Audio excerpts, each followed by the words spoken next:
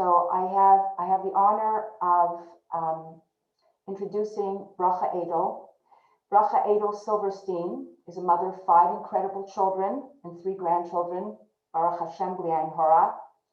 Since 2017, she has been blessed to be sharing the secrets to miraculous salvations on WhatsApp, which are 10-minute recordings done a couple of times weekly from the book. She recently started a Tomer Devorah 5-minute video, slowly working through learning how to emulate godliness while refining ourselves. She works with people who struggle with or are affected by the disease of addiction. She's a substance abuse professional, and she's a nationally certified addiction counselor. She sees both people in person and virtual, and she really, she believes that the gift of gratitude has changed her life. So I am really honored to introduce you to Bracha Silverstein. Bracha, are you there? Can you unmute and video yourself? Hi, I'm here. So blown away by the energy and hearing you read Nishmas. I just said Nishmas this morning in a way that I've never ever said Nishmas. It was just, I felt it, Kol Atzmosai, I felt it in my bones. So thank you for this experience, and I hope to be able to really be able to log on in a more consistent way. This was an unbelievable experience. Nishmas Kol Chai, it's like you start off and then it says Kol Chai, and it starts in like a, it continues in a singular way, but we're so many different souls, but we're all united in one. We're united by the godliness that's within us. And that godliness within us creates a responsibility for ourselves and for all the lives that we touch. The light that's within us and the light that we have to illuminate others. Really, if you want to know who we are, we can listen to what we say. The Gemara says that we're supposed to use our speech to praise Hashem. We also hear about these skulos. Thank Hashem and see miracles. You started off by introducing me as that I do these recordings of the Secret to Miraculous Salvations. This is the book that I've been reading from since 2017. It's been like close to 12 to 15 times that I've done it. And how does, like, what is the secret to miraculous salvations? And if they had the secret to miraculous salvations back then, like, why didn't they just, Moshe Rabbeinu just use it to get us out of Mitzrayim? The truth is, really, that's what was used.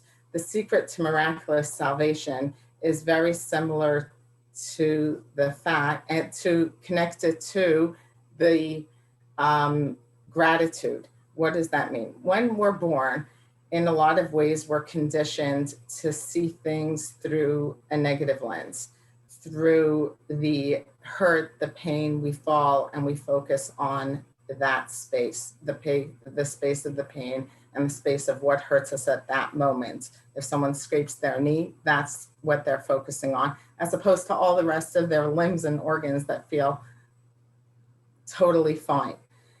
What the secret to miraculous salvations and gratitude teaches us is to focus on the good in our life, to magnetize more good.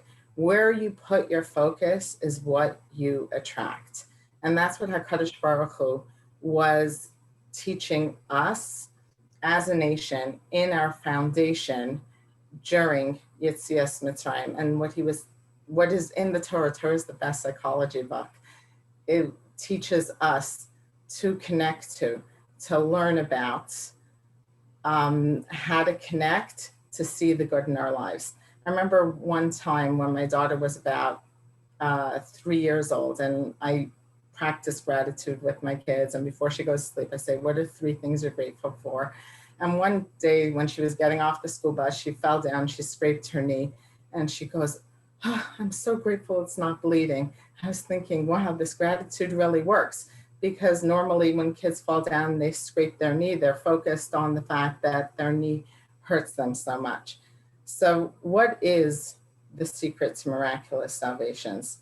The secret to miraculous salvations is our thoughts are so powerful. We have over 70,000 thoughts a day, 70 to 75,000 thoughts a day. However, we can only think one thought at a time.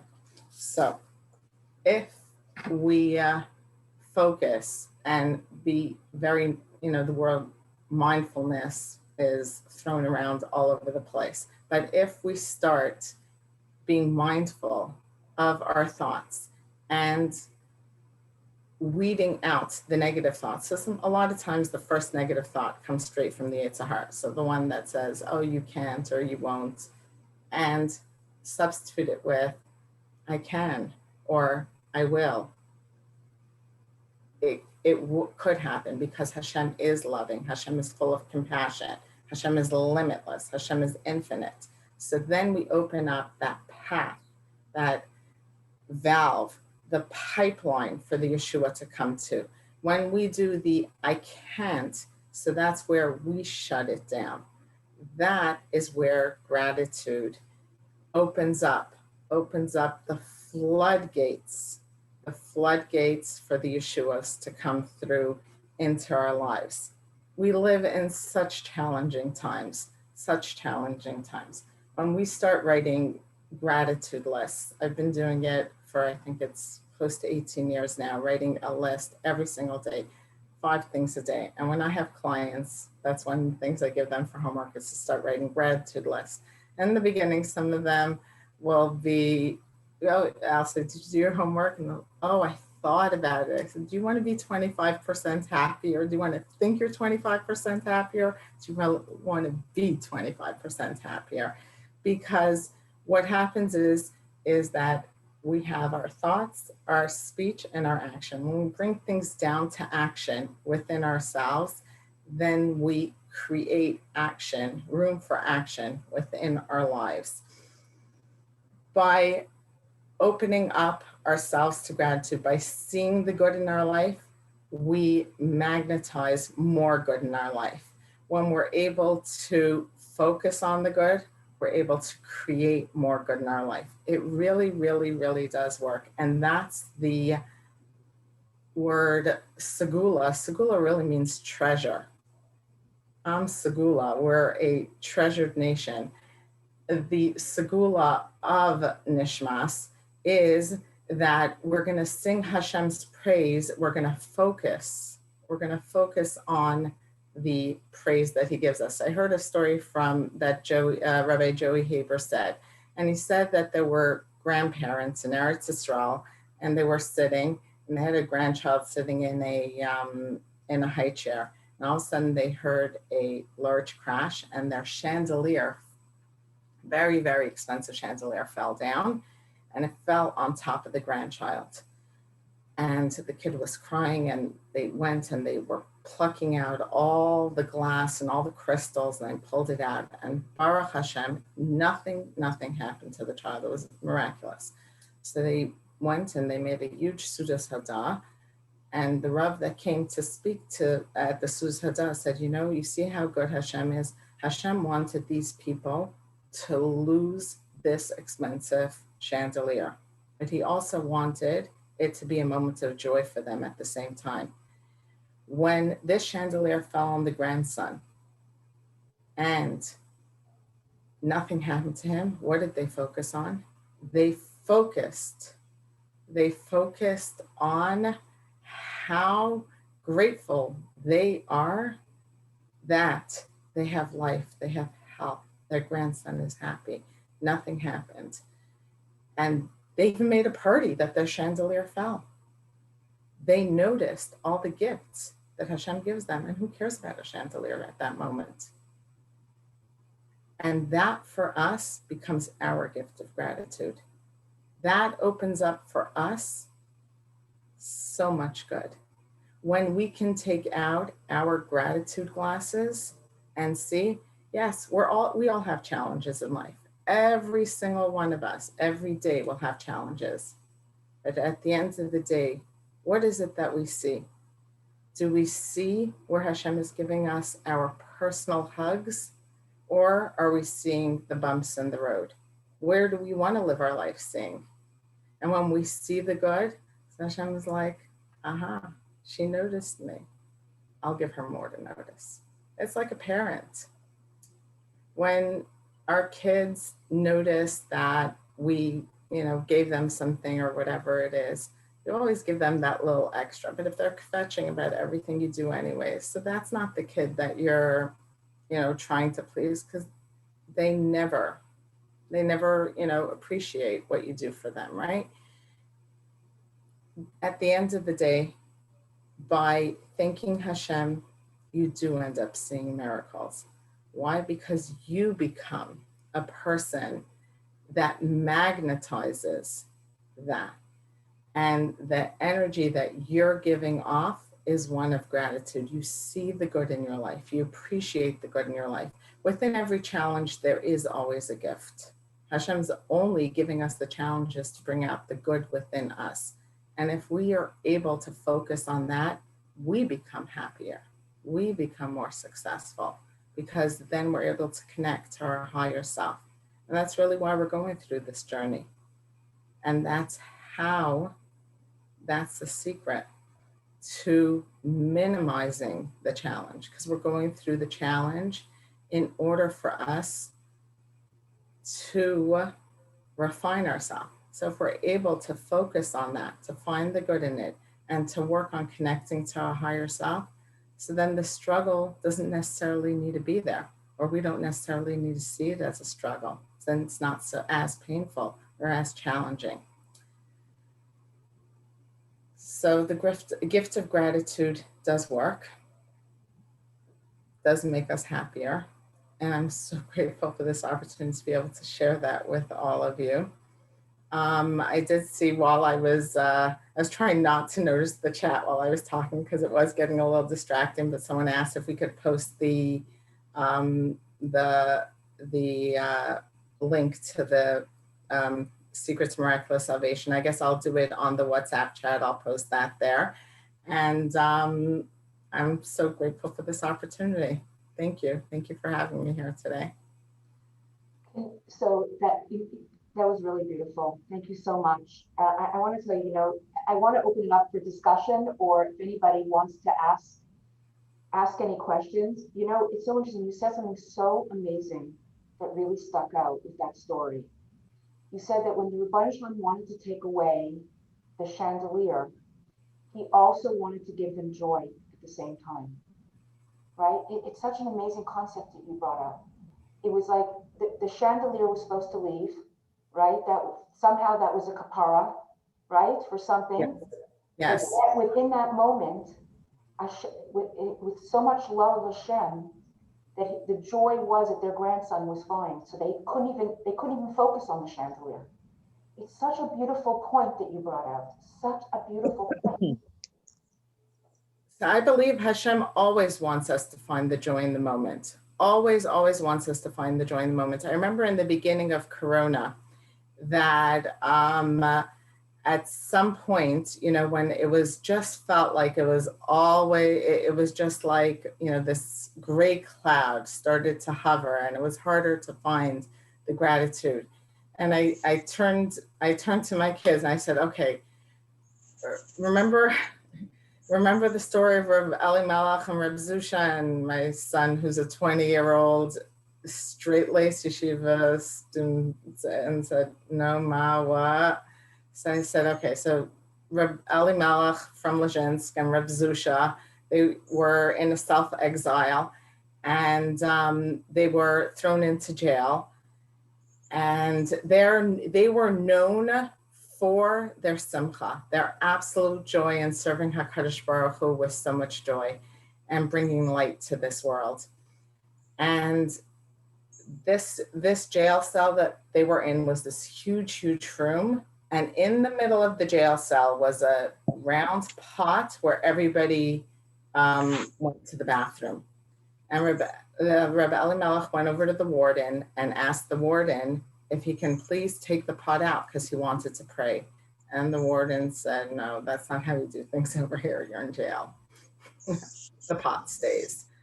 So Rebbe Elimelech sat in the corner and he looked a little despondent. And Rebbe Zusha said, holy brother, why do you look sad? He said, well, this is the first time that I'm going to miss Mincha. He said, Bali Malach, the same God that tells you to daven mincha is the one that tells you you can't daven mincha with the pot in the room. So now this is the first time in your life that you can serve Hashem without davening.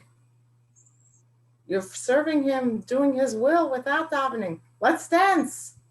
So the two brothers start dancing around the pot. And the other inmates look at these two men doing this holy dance around the pot. It looks fun. So they join.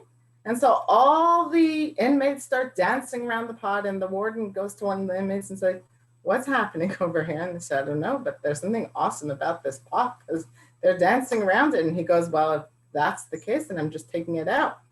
And he takes out the pot, and Reb Zusha says, Reb Melech, you can daven mincha now.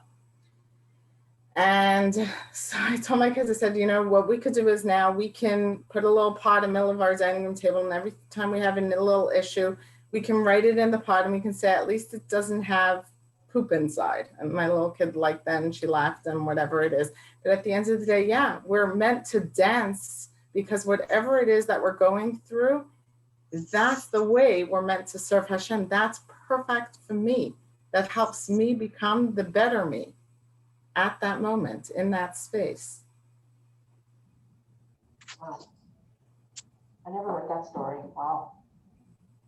That's really, wow. Can I ask a question? Please go ahead, please.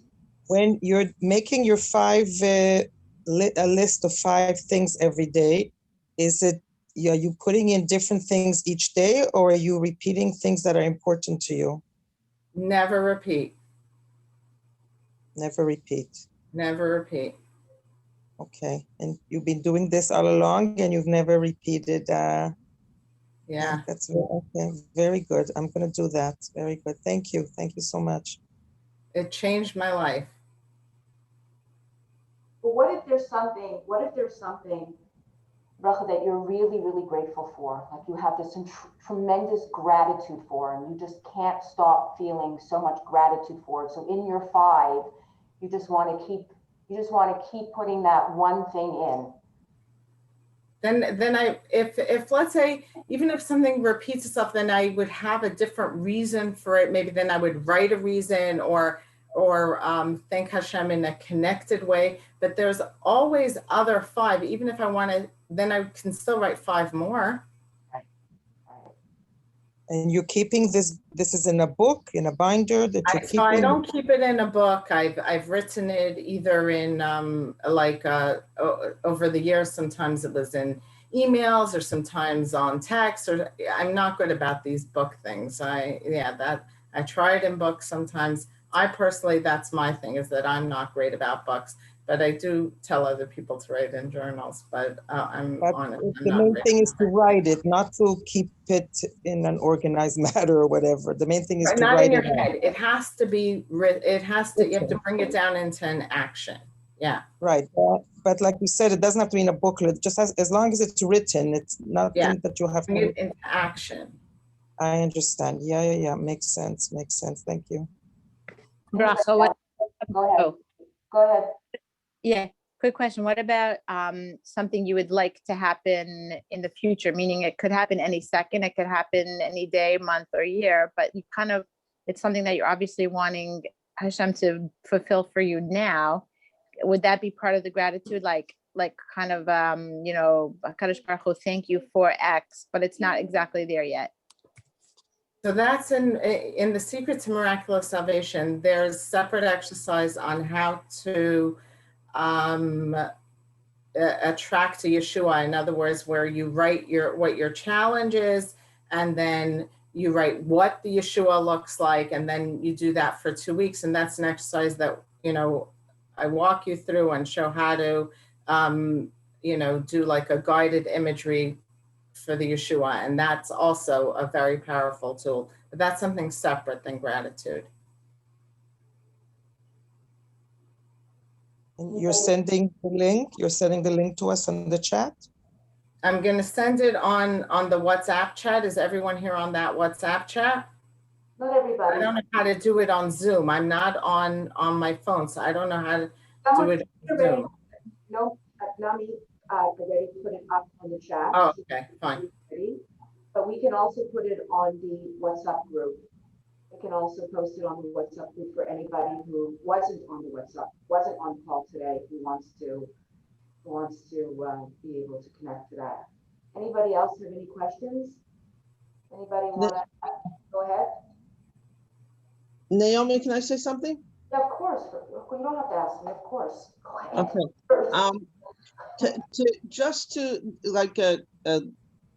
There's a makor for what Bracha is saying.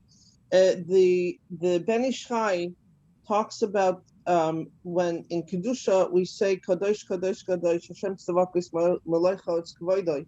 So he asked the question, why 3 times we say Kadosh, right? It looks like a nice pasuk that Chazal put in, but really it's a bakasha. It's something that we're requesting from a Kadosh Baruch Hu. And the first Kadosh is we're asking for holiness in our thoughts. The second Kadosh is holiness in our speech. And the third one is Kedusha in our action.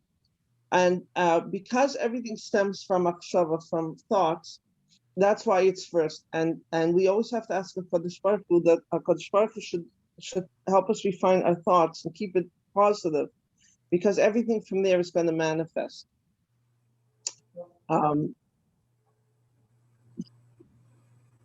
Well, it's amazing. It's really amazing. Like, it's amazing how our thoughts are so, it has so much power. You know it has power in your own life in terms of what it does to you. But the whole idea of this powerfulness, it's like the Rebbe used to say, when you think good, it's going to be good. It's going to be good. And it's the same concept, right? Think good and it'll be good. Right? Everybody knows that that's like the famous saying from the Rebbe. Anybody else have any questions before we get off? I just want to mention tomorrow is Rachel. 1 second, Sarah. Tomorrow is Rachel. And then Friday, I just want to mention Friday, Ahavia is going to take us through Hafreshat Chala, of course, this Friday again. Cyril's going to give us a few minutes of the power of Nishmas, and I think that Ahavia is also going to speak for a few minutes. So go ahead, Cyril. Sorry, go ahead. No, I just wanted to mention something. I'm also been in this gratitude journey for a long time, and not as long as you. And there was something I learned from Rachel Shaul, who I will connect with for you. And it's such a beautiful thing for the Maharsha. She says, "B'derech she'adam rotzeh leilech ba molachim oto," right? That beautiful pasuk where the way a man wants to go, this is the way he shall be led. So the Maharsha says, "B'derech she'adam rotzeh leilech b'machshava," the way a man goes with his thoughts. He says, don't read molachim, read malachim. He says he creates actual spiritual entities with his thoughts, and those are the things. Those are the angels, the malachim, that bring him to that fruition. We're actually creating malachim with our thoughts. So if we think good, trach git, zan git, because we're creating good malachim that are helping us. But if we're full of daiga and negativity, chaz v'shalom, we're creating spiritual entities that are actually drawing us away. So it's like, to me, it was one of the most powerful things I ever learned. Like on that pasuk, it's just an amazing thought. Your thoughts are not just nothing, they're not fluff, they are actual reality. And we know that because when we're thinking about someone for a long time, even if we didn't speak to them in a few years, all of a sudden they're calling us. It's a magnet, like you said. But that pasuk explains it in a very beautiful way in the Maharsha's. It is amazing. Wow, it is really amazing. It's so beautiful, Cyril. I want to add something to that, because I was learning something the other day that if there's a flaw in the way you think or the way you speak, there's different things to do. I don't remember which one is which, but I think you have to do a tova to somebody. You have to do kind of like, what's the English word? You have to make good. If you think something negatively, then you have to, over for that. Huh? Do something good for somebody, right? Say it again. Do something good for somebody else. Yes, you have to do good for someone else. I have the Hebrew. I'm just not sitting in front of my notebooks right now. And I think that if you say something negative, then you have to give them a bracha. And it could be the reverse. I'm not sure.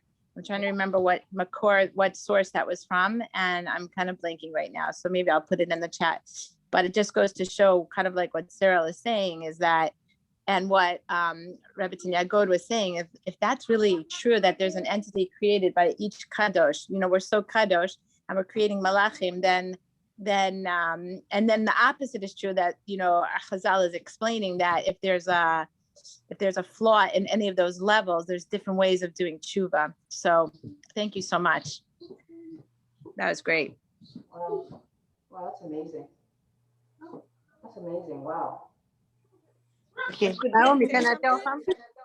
Please. Alina, please. Go ahead. Okay, I want to share with you how I start my morning. Every morning I wake up, tell Modiani, slow it down a couple minutes, and suddenly I'm jump and I'm almost really dancing. My husband every time asks me, what is going on with you? This night you don't sleep well. Yes, you have pain and you're still so excited.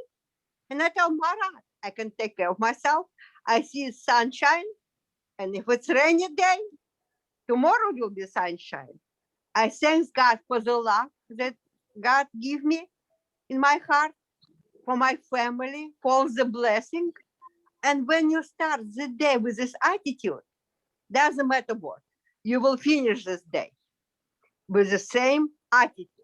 And you will not allow negative thoughts to enter your brain. Because you point a lot of good things, like Marat, the birds are singing. They tell us hello, and he look at me different with my husband. He's a great husband. We're married for 32 years almost. Marat, the birds singing. How you need to be happy. The flowers, I have flowers every Shabbat. And he look at me, and this, if everyone will learn to start something special, start the morning with good, with happiness, and maybe some dancing, or maybe some singing. Do find something that is part of you to tell Hashem thank you. Part of you that connects you to Hashem. And this is how I start my morning. Every morning, every same. And every morning my husband asks me the same question. It's crazy. But all the time I find something new to tell him, and he like move his hand and go. Right. Could you imagine if you go out of the bed every morning and you started to dance? First you said your Moda Ani, of course, you did but could you imagine if you danced right away in the morning? Wow. I'm crazy. I don't know why. I just want to add one thing, if it's okay. Please.